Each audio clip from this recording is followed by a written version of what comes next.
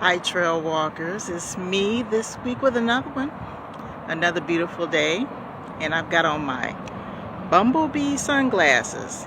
That's what they're called. I didn't give them that name. That's supposed to be the brand, but anyway, it matched what I was wearing, so I decided to sport these today. Today I want to talk about procrastination. When I was a little girl, my grandmother used to say two things that really didn't resonate with me until I got older. First thing she told me is that there is no excuse for an excuse. Yeah, I know that's kind of a toughie. And the second thing she told me was, when you choose to do nothing, that's doing something. So doing nothing is doing something. And you know, when you're a little kid, you hear older people use these phrases and they really don't register with you until you get out into the world and you see how the world works. So, we're all human, okay? And we procrastinate plenty of times. And there are usually a couple of reasons for that. When we have a task or a situation we're dealing with, we procrastinate with dealing with it. Boy, my tongue is tied today. First reason is we probably are afraid of what the outcome might be. Or we don't have enough knowledge or tools to deal with the situation. So we have a tendency to procrastinate. But we know at the end of the day, we got to take care of whatever we need to take care of.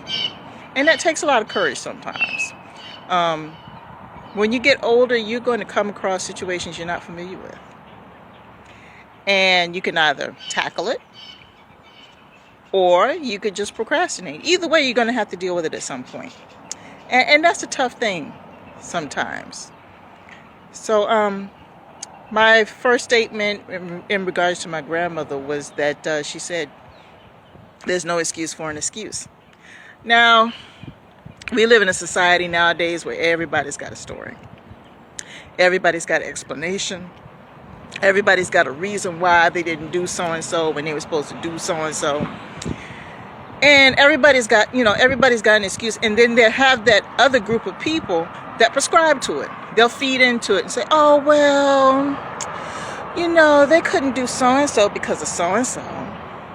So you got to give them a break. Give them a break. But believe it or not, there are actually people in this world that spend their entire lives doing nothing but making excuses for every single little thing that they've done, or every single little thing that they should have done, or every single little thing that they hadn't done. And then you have this other group of people that's feeding into it. I call them the bleeding hearts. Everybody has, well, it's because of so-and-so. It's because of so-and-so. See, that's what complicates situations. My mother, God rest her soul, told me a long time ago before she passed, she said, there is a simple solution to a lot of the major problems that we're dealing with in this world. The problem is that people already know what that simple solution is, but they just don't want to do that because it might be too labor intensive. It might hurt some feelings. It might step on some toes. It might take them out of their comfort zone. But the truth is, at some point or another, you're going to get out of your comfort zone because you have to.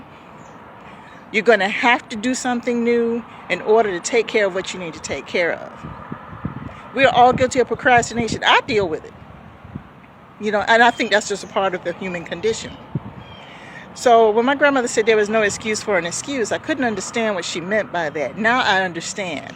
She was just basically saying that while you're taking all that time to make an excuse for doing something that you need to do, you could take that same time and search for a solution to the problem. In other words, don't procrastinate. Now, as far as the second statement that she made in regards to the doing nothing is the same as doing something, that's true. I was raised up in a very conservative family, and it was a situation where, everybody kind of kept to themselves. We minded our own business, but then there was also a certain group of people, in order to avoid confrontation, what they wanted to do is just say, oh, child, what did you do when so-and-so happened, child? I didn't say nothing. Well, that is doing something. Sometimes when you say nothing, it can be either a weapon that could be used in your favor or against you. Let me explain. Silence is golden sometimes, not all the time. It's okay to be quiet sometimes when you are in a situation where you know opening your mouth is not going to help anything. If you're dealing with a person or a situation where you know speaking your mind is not going to help ease the problem, then yeah, keep your mouth shut. Don't waste your energy. Now, second situation where silence is against you. You have this group of people that assume just because you don't say anything that you approve of what they're doing. There's some people have that mindset. They figure, well, since you didn't say anything, I thought it was okay. Silence is not approval all the time. Maybe I'm being silent because, number one, I'm not that vested in your situation and I don't care to speak on it because I really don't care. That could be one thing.